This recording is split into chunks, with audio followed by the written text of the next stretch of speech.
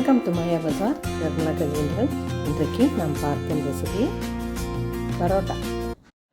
பரோட்டாவுக்கு மைதா மாவு இந்த கப்பில் 2 போட்டிருக்கேன். என்னோடய சேனலில் முதல்ல கோதுமை பரோட்டா போட்டுட்டேன். எங்கள் வீட்டு பொண்ணுக்கெல்லாம் கேட்குறதுனால மைதா பரோட்டா போடுறேன். பொடி செஞ்ச கல்லுப்பு தேவையான அளவு, சர்க்கரை 1 டீஸ்பூன். இது போட்டால் பரோட்டா கொஞ்சம் செவக்கும், கொஞ்சம் இனிப்பு சுவையும் கொடுக்கும். வெண்ணெய் 1 டீஸ்பூன். வெண்ணெய் இல்லைன்னா நெய் போட்டுக்கலாம். இதை நல்லா பிரட்டிக்குவோம். எக்கு சாப்பிட்றவங்க ஒரு முட்டை போட்டுக்கலாம். அப்போ இன்னும் டேஸ்ட்டும் கொடுக்கும், சாஃப்ட்னஸும் அதிகரிக்கும். நம்ம சோடாலாம் எதுவும் போடுறதில்ல. சோடா, கேசரி பவுடர் இதெல்லாம் அவாய்ட் பண்ணிக்கணும். இந்த பால் எடுத்துருக்கேன், இதில் போட்டு கலக்குவோம். ரொம்ப டைட்டாக பிணையக்கூடாது, நல்லா சாஃப்டாக பிணைஞ்சிடணும். மீதிக்கு தண்ணி ஊற்றிக்கலாம். இப்போ ஒட்டுதுன்னு நினைக்க வேண்டாம், நம்ம எண்ணெயெல்லாம் அப்ளை பண்ணி தான் பரோட்டா தேய்ப்போம். அதனால் இந்த சாஃப்ட்னஸுக்கு பிசைஞ்சுக்கணும். எண்ணெய் தொட்டோன்னா ஒட்டாமல் வருது. துணியை போட்டு மூடி போட்டுடலாம். 1.5 to 2 மணி நேரம் ஊறட்டும். மாவு 1.5 மணி நேரம் ஊறிடுச்சு. பூரி கல்லில் தேய்க்கிறதுக்கு இடம் பத்தாது, ஸ்லாப்லேயே போட்டுக்கிறேன். இதை நல்லா இழுத்து பிசைஞ்சுக்கலாம்.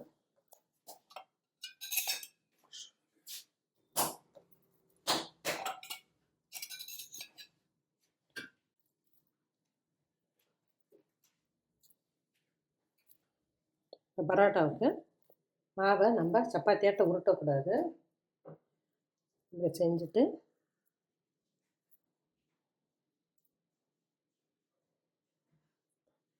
எடுத்தோம்னா வந்துடும். அப்போ நமக்கு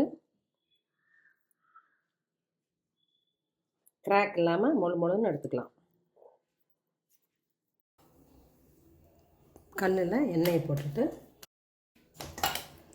மாவுலையும் லேசாக எண்ணெய் போட்டு உள்ளங்கையால் அமுத்திக்கணும்.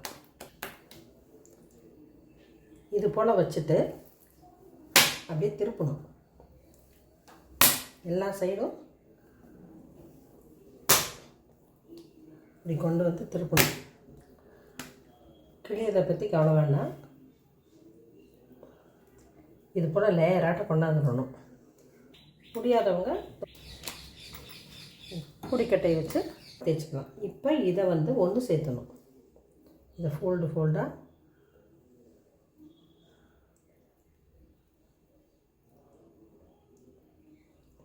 இப்படி ஃபோல்டாக கொண்டாந்துடணும். ஃபோல்டாக இருக்கிறப்ப உங்களுக்கு நீட்டாக வந்துருச்சு. இதை சுருட்டணும். இதை கூட நம்ம லென்த்தியாக பண்ணிக்கலாம்.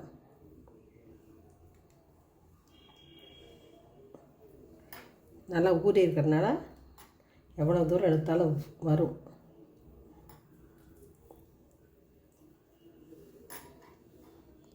இது போல் லேயராக செஞ்சுக்கணும். இப்போ அதை தட்டி கல்லில் போட்டுடலாம். பூரிக்கட்டையில் வச்சு தேய்ச்சோம்னா இந்த லேயர் போயிடும். அதனால் இந்த அளவுக்கே நம்ம செஞ்சுக்கலாம். ரொம்பவும் தின்னாக வேணுங்கிற அவசியம் இல்லை. அப்போ தான் சாஃப்டாக கிடைக்கும். கல்லில் போட்டுடலாம். முதல்ல கல்லில் போட்டோன்னா எண்ணெயை ஊற்றக்கூடாது. 2 பக்கம் நல்லா வேகட்டும். நமக்கு உள்ளேயே நெய் இருக்குது, அதுலேயே வேகட்டும். அப்புறமா கடைசியாக எண்ணெய் ஊற்றிக்கலாம். முதல்ல எண்ணெய் ஊற்றுனா இந்த சாஃப்ட்னஸ் வராது. ஃப்ளேமை நல்லா ஹையில் தான் வைக்கணும். ரொம்ப லோ ஃப்ளேமில் வச்சா வரன்னு ஆயிரும். நல்லா 2 பக்கம் வேகட்டும். மொத்தமாக இருக்கிறதுனால நல்லா லேசாக அமுத்தி வேக வைக்கணும். அப்போ சூடு எல்லா பக்கம் போய் வெந்துடும். இப்போ நம்ம 2 பக்கம் கொஞ்சம் எண்ணெய் ஊற்றுவோம்.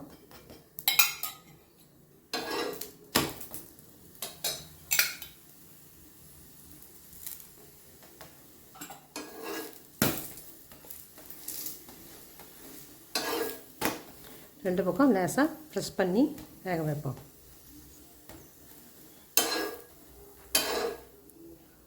இப்போ நல்லா வெந்துருச்சு, செவந்துக்குச்சு. இதே போல் ஒன்றையும் போட்டு எடுத்துட்டு 2ஐயும் ஒன்றா வச்சு தட்டுவோம்.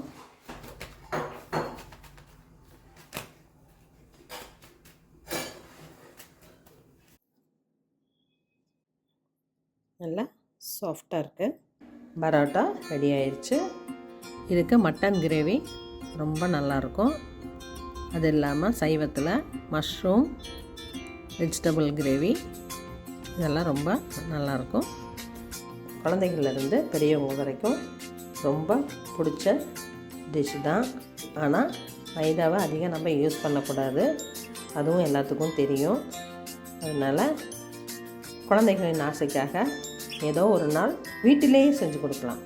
சோடா போடாமே செய்யலாம், எண்ணெயும் குறைச்சி போட்டு சுடலாம். செஞ்சு பாருங்கள், சாப்பிட்டு பாருங்கள். பிடிச்சிருந்தால் சப்ஸ்கிரைப் பண்ணுங்கள், ஷேர் பண்ணுங்கள். தேங்க்யூ.